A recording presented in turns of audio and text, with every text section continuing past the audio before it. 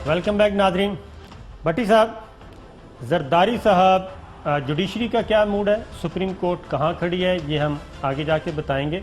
लेकिन जरदारी साहब जुडिशरी के बारे में, अदलिया के बारे में क्या फरमाते हैं, ज़रा वो सुनिए। मेरी जो अप्रोच रही है जुडिशरी से वो ये रही है कि मैं जुडिशरी से लड़ता नहीं हुआ।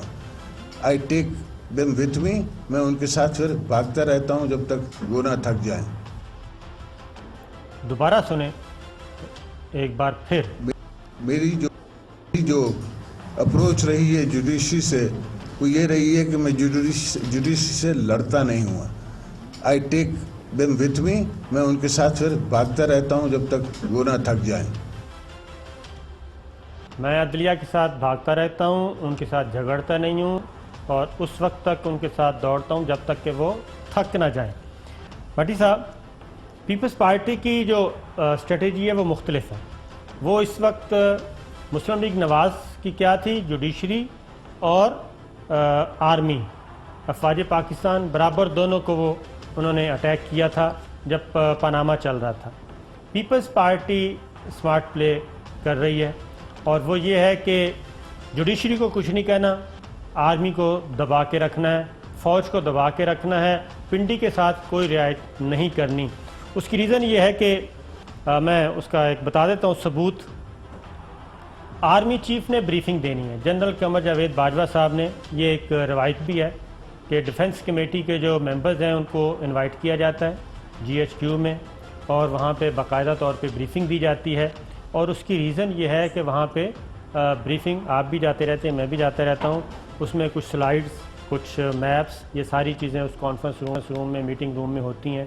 वो दिखा के बताया जाता है इस वक्त क्या सिचुएशन है और हम कहाँ खड़े हैं, ओपोनेंट एनिमीज़ कहाँ पे हैं, हमारी एबिलिटी क्या है, ये सारी चीज़ें बताई जाती हैं। इसलिए डिफेंस कमेटी को GHQ में इनवाइट किया जाता है। लेकिन फ़रतुल्लाह बाबर साहब हमारे बुज़ुर्ग हैं, काबिल एहतराम, उन्होंने एक ट्वीट किया है। वो कहते हैं कि formal briefings army to parliamentarians should be held in the presence of parliament house, not by calling them over to GHQ. It is not good optics, does not send right message. Some MPs in the past have actually declined briefing in GHQ. अब peoples party फ़ौज के साथ मुकम्मल तौर पे कुट्टी करने के इरादे में है, उनको चैलेंज कर रही है बार बार। न सिर्फ पीपल्स पार्टी बल्कि अब मुस्लिम लीग नवाज़ ने भी आर्मी को ख़ास तौर पे किसी न किसी तरीके से हिट करना शुरू कर दिया है। शाहिद का बासी साहब का ज़रा शॉर्ट सुनवाइए जी, आज वो क्या कह रहे हैं। काला कानून, फौजी अदालतों के तस्हीह के मामले में वही मौकफ है जो नैब पर है। ये एक काला कानून है, इसको बुक्स पर नहीं होना चाहिए। मखसूस हालात थे, अब असेंबली को बताने की जरूरत है कि क्या वो हालात आज भी मौजूद हैं, कि इसकी जरूरत है एक्सटेंड करने की। भट्टी साहब, जरदारी साहब जुडिशरी के बारे में मैं साबर साहब, मुझे अब थोड़ा सा मौका दे दीजिएगा। 5-6 सवाल की यलगार कर दी है। आ जाएं। एक तो नवाबजादा नसरुल्लाह खान साहब से मेरी भी बहुत ज़्यादा नशिस्तें रही हैं। मैं नहायत अदब से आपसे गुजारिश करूंगा पीपल्स पार्टी और खुसूसन नवाज शरीफ से उनको ना मिलाएं। नवाज शरीफ साहब के बारे में उनकी क्या राय थी पूरी जाने, जिंदगी भर उन पर कभी करप्शन का एलिगेशन नहीं लगा। उन्होंने अपनी ज़मीनें बेच के सियासत लड़ी, सियासत करके अरबों खरबों रुपये नहीं बनाए। नंबर तो एक बात। दूसरी बात, जरदारी साहब की अप्रोच रही है कि वो अदलिया के साथ लड़ते नहीं, भगाते हैं नहीं, हमेशा मुजरम थकता है, कानून नहीं थकता, कानून अपना रास्ता अपनाता है।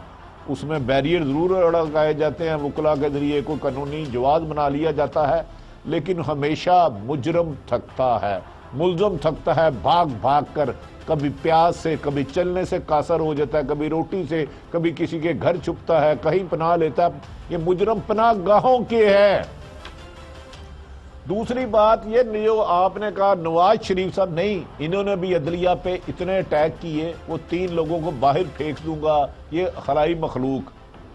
जब इन्होंने अपने मुजरमाना फेल, अपनी सियासत, अपने मुजरम को, अपने जुर्म को सियासत और सोशल मीडिया से लड़ने की कोशिश की, कानून ने सिर्फ अपना रास्ता अपनाया, इंतकाम की तरफ नहीं आया, सोशल मीडिया पर जवाब नहीं दिया और अदालतों से सजा हुई।